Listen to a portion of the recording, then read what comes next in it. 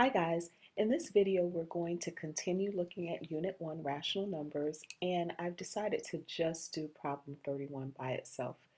When you look at this, it initially doesn't seem that intimidating, but when you start trying to actually unravel this problem, it is a nightmare. So I figured we'd do one video just on this. So problem 31, simplify the following expression. We have 7/15 divided by 0.15 minus the quantity of 5/8 times 3 1/2. So of course I'm going to follow PEMDAS to do this. So I'm going to do the parentheses, any exponents, multiplication or division, left to right, whichever comes first, and then addition or subtraction. And of course, we know that multiplication and division can be done left to right, whichever order comes first or whichever one comes first. And we can do addition and subtraction left to right, whichever one comes first. So I'll just highlight those colors to know that these are on the same level.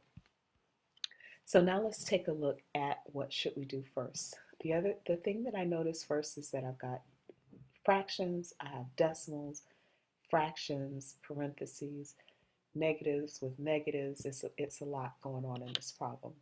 So let's just take it one step at a time. And again, I may want to create just a little space so that I can do my scratch work and keep the rest of my work nice and neat. And you can do this on your paper as well. And so the first thing that I want to do is to take care of the work inside the parentheses. So I have negative 5/8 and negative 5/8 times 3 1/2. So let's go ahead and do that. Okay, so we have negative 5/8 times 3 1/2. Well, I want to change 3 1/2 to an improper fraction, so that's 2 times 3 is 6, plus 1 more is 7, so this becomes 7/2, and we're multiplying that times negative 5/8. Now I'm going to check to see if I have anything in common between top and bottom, so I can simplify ahead of time. Nothing in common between 5 and 8 or 5 and 2. Nothing in common between 7 8 or 7 and 2. So we have no choice but to just multiply and continue. So negative 5 times 7 is going to give me negative 35, and 8 times 2 will give me 16. So that means that I can replace everything inside the parentheses with negative 35 over 16. So now this becomes negative 35 over 16. And I'm just going to bring down everything else. 7 over 15 divided by 0.15, and I have a minus sign. Now I notice that I've got two minus signs right next to each other, so I may want to go ahead and just change this to one sign.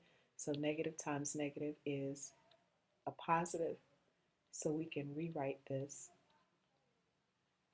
as 7/15 divided by 0.15 plus 35 over 6. So next, so I've taken care of the parentheses.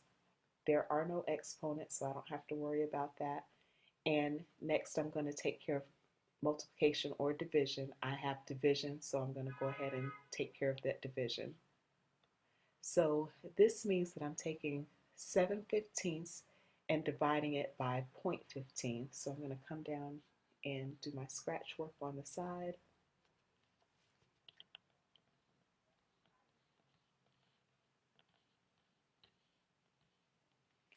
Okay, so I have 7/15 over here. I want to do 7/15 divided by 0.15.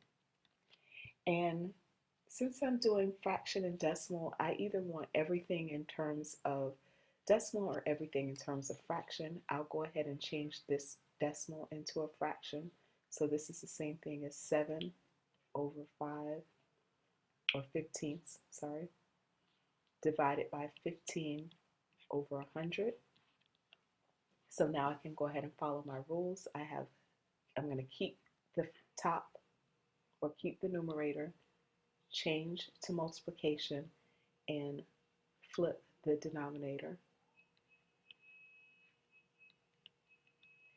And it would have been so nice if there was the 15 in the numerator and the 15 in the denominator, because then we could have canceled something out, but it is not, so we'll see what else we can cancel out. So here, 15 and 100 can both be divided by 5. So 15 divided by 5 is 3.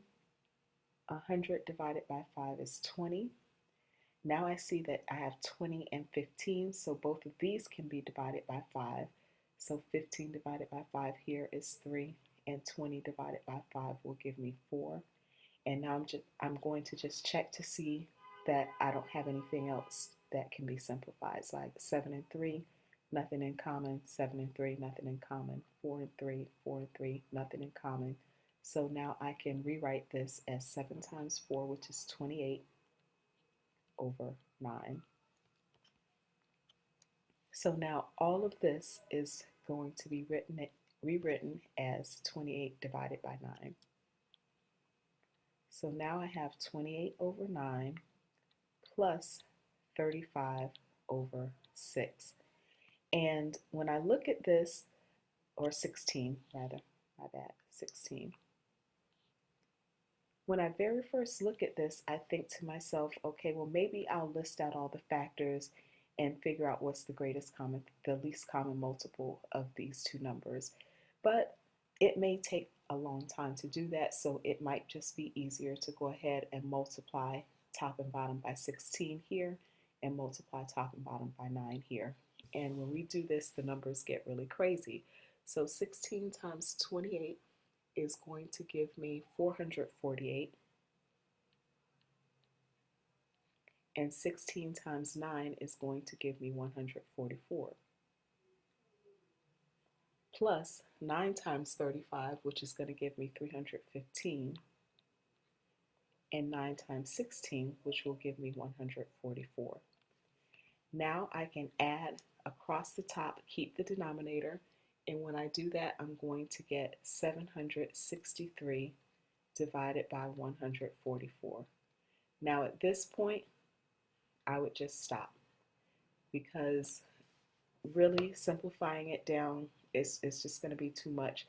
So I would just leave it as 763 divided by 144, or if you absolutely you want to see something different, then you can go ahead and divide that out, and you will get 5.2986111, or really the 1 repeats,